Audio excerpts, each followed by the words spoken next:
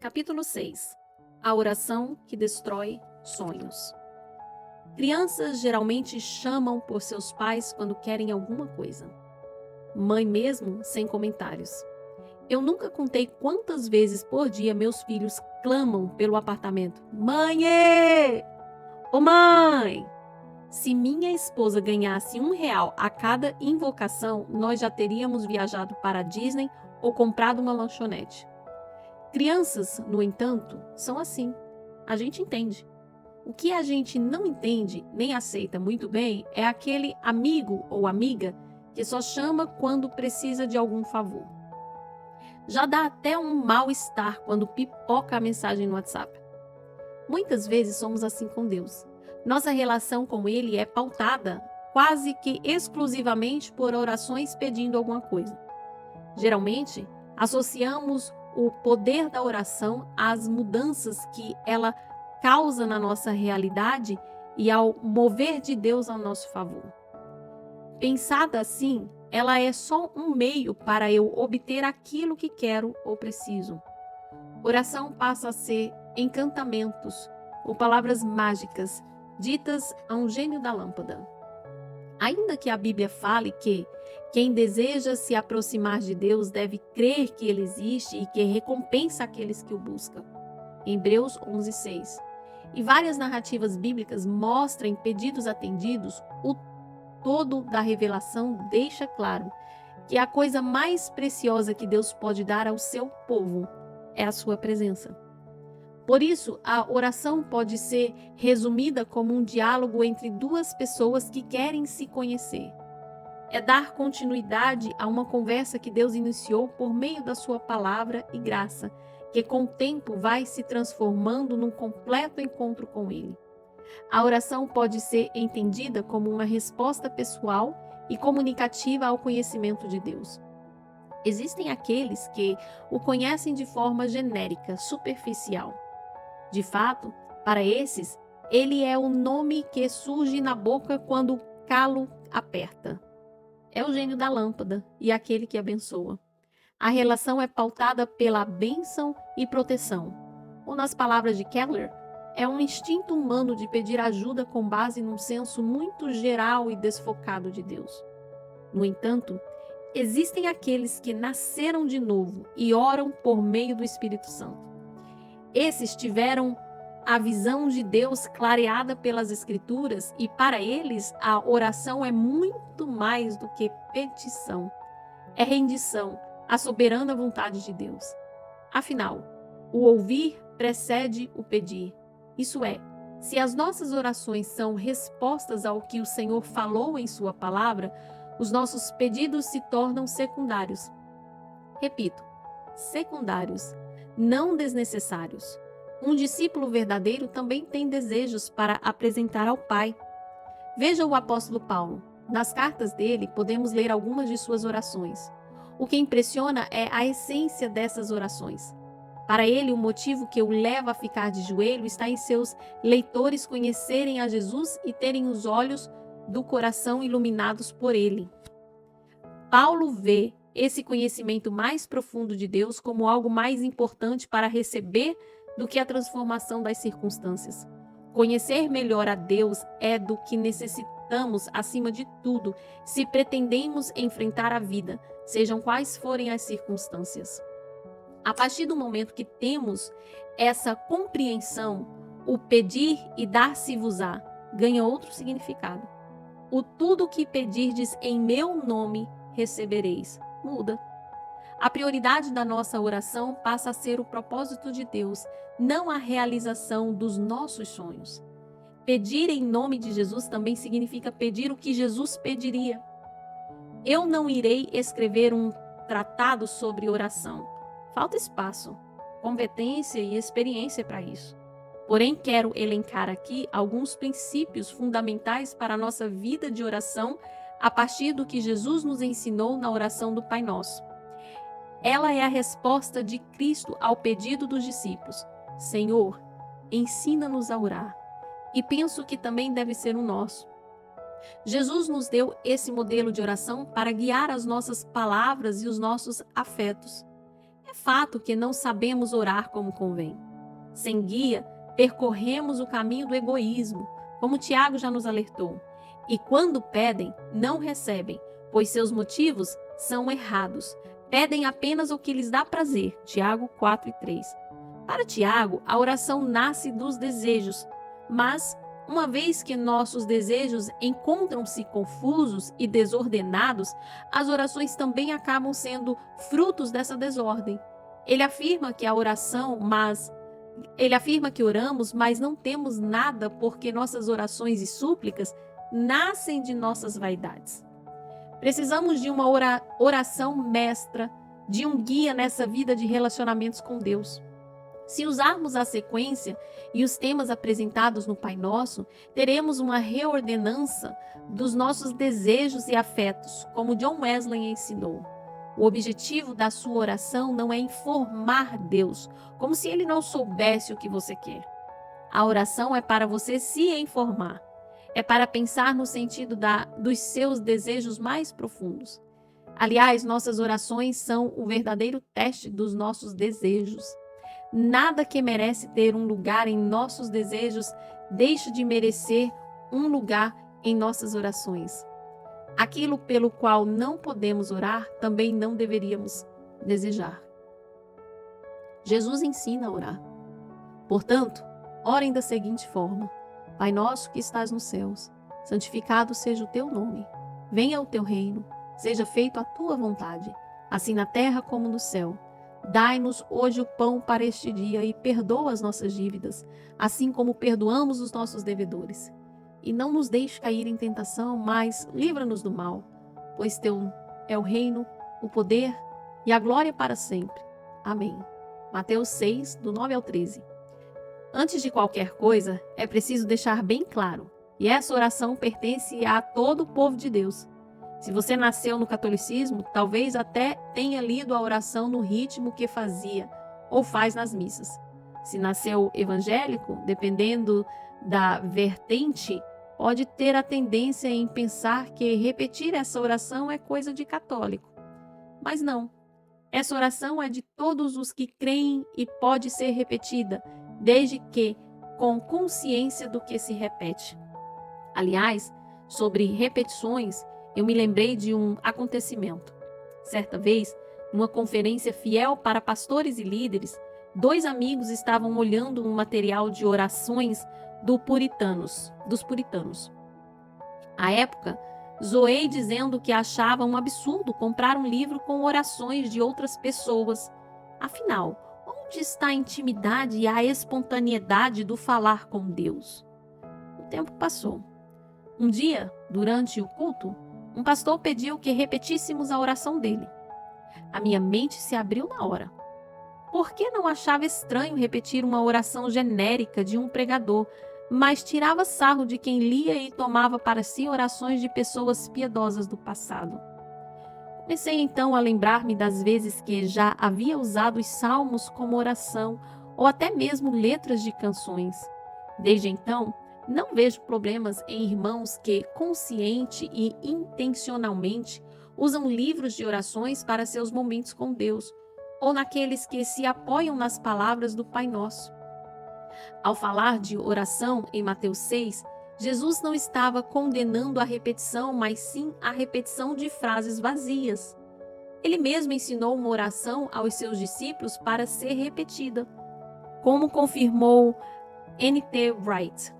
Parte da nossa dificuldade aqui é que nós, modernos, estamos tão ansiosos em fazer as coisas do nosso jeito que qualquer tipo de ajuda parece tirar nossa autenticidade, já que não vem do nosso próprio coração. Por isso, hesitamos em usar as orações de outras pessoas. Às vezes, faltam palavras quando oramos. Portanto, replicar o que outras pessoas falaram a Deus, compartilhando suas dores ou dúvidas, pode ser um caminho. Nós nos apropriamos dos termos como se fossem nossos. A oração do Pai Nosso reflete tudo o que Jesus fez e ensinou. Mais do que nos ensina um modelo de oração, ele está falando de um estilo de vida. Afinal, foi Jesus quem andou dizendo que era chegado o tempo de honrar o nome do Pai, de estabelecer o seu reino, assim na terra como no céu. Foi Jesus quem alimentou multidões com pão no deserto. Foi Jesus quem perdoou pecadores e disse aos seus seguidores que fizessem o mesmo. Foi Jesus quem enfrentou resoluto o tempo da prova, para que outros pudessem ser poupados. E foi Jesus quem inaugurou o reino de Deus, exerceu o poder de Deus, morreu e ressuscitou para manifestar a glória de Deus. Por isso, quando oramos o Pai Nosso, estamos assumindo um compromisso com o que Deus fez e ainda está fazendo neste mundo. A nossa oração reconhece a primazia dos planos dele em relação aos que elaboramos. Segundo Stott, o conteúdo das nossas orações será afetado de duas formas. Primeiro, os interesses do Senhor terão prioridade. Teu nome, teu reino, tua vontade. Segundo, as necessidades que temos serão totalmente entregues a Ele. Dá-nos, perdoa-nos, livra-nos. Pai nosso que estás nos céus, ser um discípulo de Jesus vai além do papel de aluno aos pés de um mestre. É ser filho de um Pai amoroso. Cristo veio ampliar a família de Deus, antes restrita aos fiéis da nação de Israel e desde então estendida a todos que nele crerem. Jesus também abriu caminho para a intimidade com o Pai, visto que ninguém antes na história bíblica teve a ousadia de falar com Deus de forma tão familiar, como uma criança fala ao seu pai com simplicidade, intimidade e sem temor. Portanto, não há dúvida alguma de que a palavra Abba, utilizada por Jesus para dirigir-se a Deus, revela o próprio fundamento da sua comunhão com Ele. As palavras de Jesus expressam simplesmente uma experiência cotidiana. Só um pai e um filho é que se conhecem mutuamente. Em Gálatas 4:6, Paulo afirma que o Espírito foi enviado aos nossos corações e ele clama, Abba, Pai. Portanto, somos autorizados a chamar Deus de Papai, pois também somos filhos. E mais, segundo o pensador cristão J.I. Packer, se quiser julgar até que ponto uma pessoa entendeu o que é o cristianismo, descubra que valor ela dá ao fato de ser filho de Deus e a ter Deus como seu Pai. Se este pensamento não dominar e controlar toda a sua atitude perante a vida, isso quer dizer que não entendeu bem o cristianismo. E o Pai é nosso, e quem chama Deus de Pai não foge da comunhão. O aspecto comunitário da vida de fé é latente nessa oração. Por mais que eu precise ter o meu secreto com Deus, não posso me ausentar da comunidade, da intercessão e da oração com os irmãos. É tudo nosso, a santidade, o clamor, o pão, o perdão, o livramento e o reino. É importante frisar que toda essa intimidade disponível a nós por meio de Cristo possui limites, como já mostrado no capítulo sobre sermos escravos de Deus. Ele é o nosso Pai e está nos céus, e não podemos perder a dimensão da soberania e transcendência de Deus.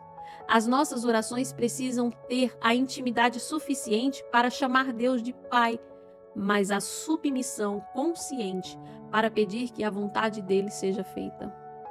Santificado seja o teu nome. Como entender essa petição? Como santificar um nome que já é santo? Lutero respondeu o seguinte: para ser o mais claro possível, a resposta é: quando tanto nossa doutrina quanto nossa vida estão fundamentadas em Deus e são cristãs. Pois visto que nossa oração chamamos a Deus de nosso Pai, é nosso dever sempre nos comportar como filhos piedosos que não o envergonham, mas que com a vida dão a Ele honra e louvor. No entanto, o nome de Deus é profanado por nós, ou com palavras ou com ações. Santificar o nome de Deus é viver como alguém santo. Isto, é claro, não significa ser sem defeito ou não pecar mais, mas, sim, abandonar os maus caminhos sempre que neles trilharmos. Significa que o nome de Deus não pode estar envolvido em falcatruas ou enganos. Esse pedido remete ao mesmo princípio do mandamento para não tomarmos o nome do Senhor em vão. Somos convocados a viver como aqueles que refletem o caráter dele. Afinal, o nome de Deus não é uma simples combinação das letras D, E, U e S. O nome representa a pessoa que o usa, o seu caráter, a sua atividade. Portanto, o nome de Deus é o próprio Deus, como ele é em si mesmo e se tem revelado. Ao orarmos, santificado seja o teu nome, estamos pedindo a Deus que nos torne santos, que ele haja em nós com seu poder purificador e que sua igreja o glorifique na terra. Também estamos clamando para que o próprio Senhor santifique o seu nome, independentemente de nós. Venha o teu reino, seja feita a tua vontade, assim na terra como no céu. Do mesmo modo como Deus já é santo, e mesmo assim orienta que santifiquemos o seu nome por meio do nosso testemunho, ele também é rei, mas devemos manifestar esse reino por meio da nossa vida e pedir que venha de forma completa e plena, como afirmou Stott. Orar que o seu reino venha é orar que ele cresça à medida que as pessoas se submetam a Jesus através do testemunho da igreja, e que logo ele seja consumado com a volta de Jesus em glória para assumir o seu poder e o seu reino. Quando pessoas começam a se submeter ao reino de Deus e passam a viver como súditas dele, a vontade do Senhor é feita. É só a vontade dele que importa.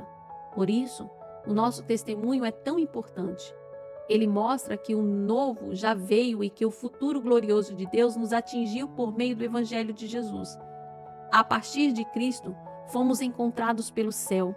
Deus está entre nós. Uma nova realidade se tornou possível dentro desta realidade caída. Contudo, se somos conclamados a continuar rogando, venha o teu reino e seja feita a tua vontade, é porque tem mais para acontecer. Como podemos ver no Apocalipse, Deus virá de uma vez por todas para acabar com o mal e fazer um novo mundo. Enquanto ele não volta, continuamos aqui, realizando a sua vontade.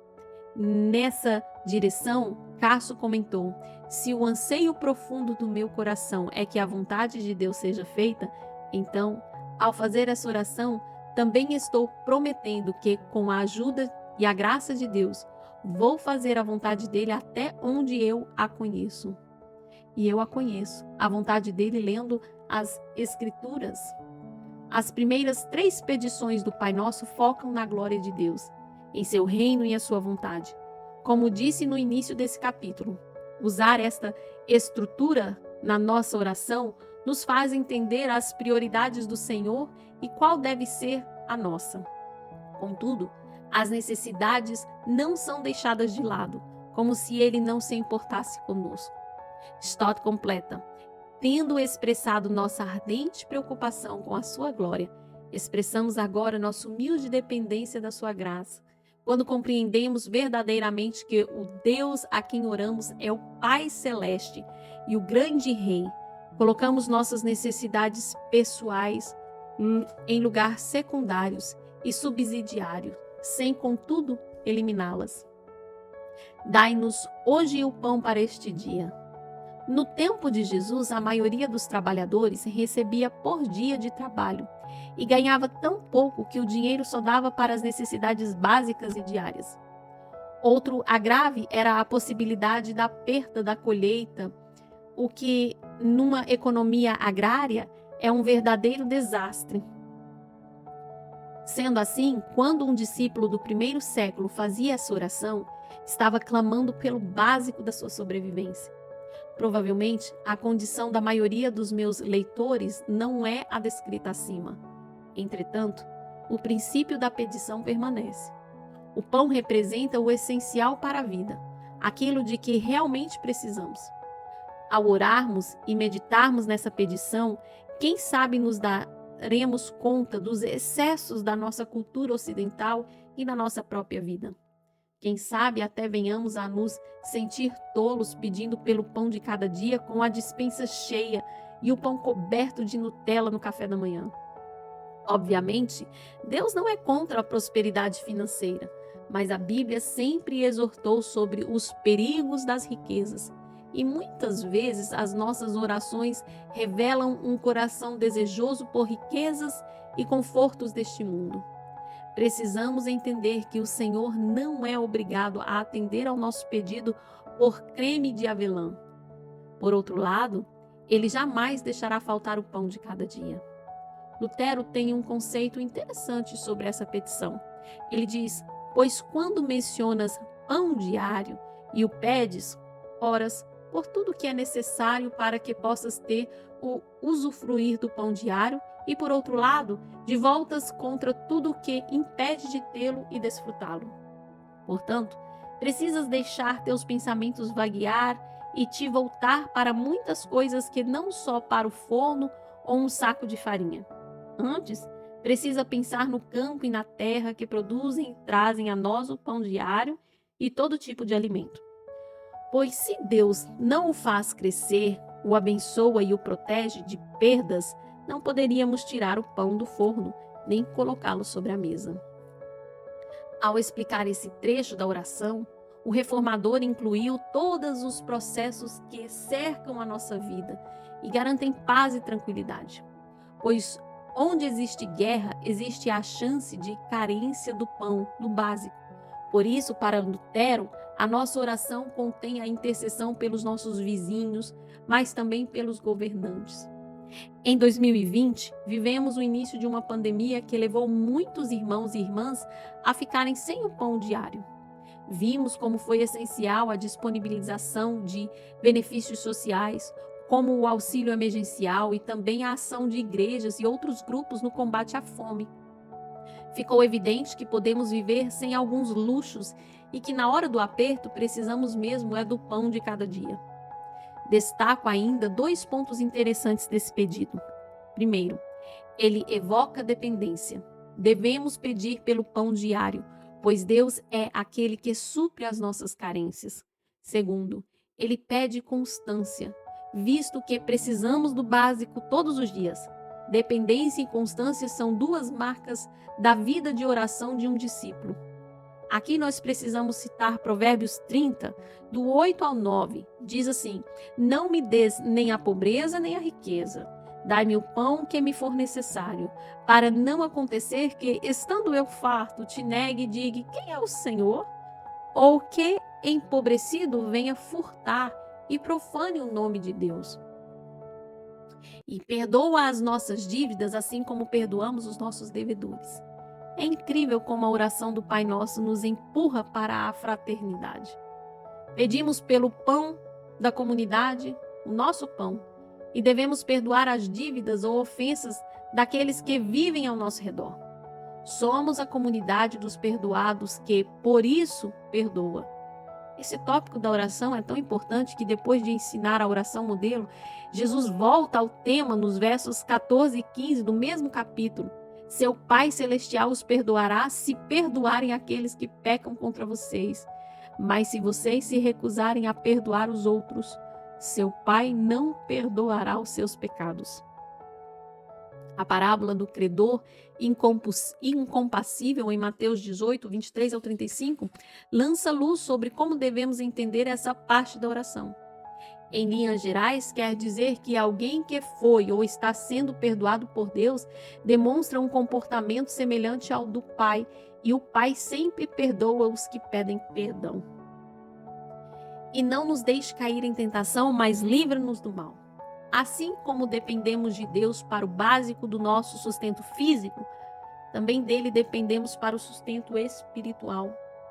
A nossa inclinação natural são as obras da carne, e somente com o auxílio divino conseguimos resistir às tentações. Jesus nos exortou a vigiar e a orar para não ceder às dificuldades, pois sabe da nossa fraqueza moral e da existência do mal no mundo. Com esse pedido, estamos dizendo: Pai, não nos deixe numa situação em que possamos pecar contra o Senhor e contra os nossos irmãos. Não nos coloque em uma posição na qual podemos ceder pela pressão. E Deus, que o mal diário não nos afaste da sua vontade e que o seu reino se estabeleça plenamente, a fim de que o mal deixe de existir. Quanto mais cedo entendermos que o cristianismo é um campo de batalha e não um parque de diversões, mais consciência da importância desse pedido nós teremos. Lutero já alertou: o diabo pode, nesse exato momento, atirar uma flecha em meu coração a ponto de que eu só consiga resistir com muito esforço, pois ele é um inimigo que nunca desiste nem se cansa. Assim que, quando uma tentação acaba, sempre surgem outras, diferentes e novas. Amado Pai, Tu me ordenastes a orar. Não permitas que eu te abandone por causa das tentações. Pois Teu é o reino, o poder e a glória para sempre. Amém. Milena, minha filha, aprendeu muito cedo a orar o Pai Nosso. Com o passar dos anos, o desafio é ensiná-la sobre a profundidade de cada uma das petições que formam essa oração. É fazê-la compreender o estilo de vida que essa oração comunica. Se eu falhar em ensiná-la, ela estará dia após dia, jogando suas palavras ao vento e usando de vãs repetições. E aqui terminamos a leitura do capítulo 6.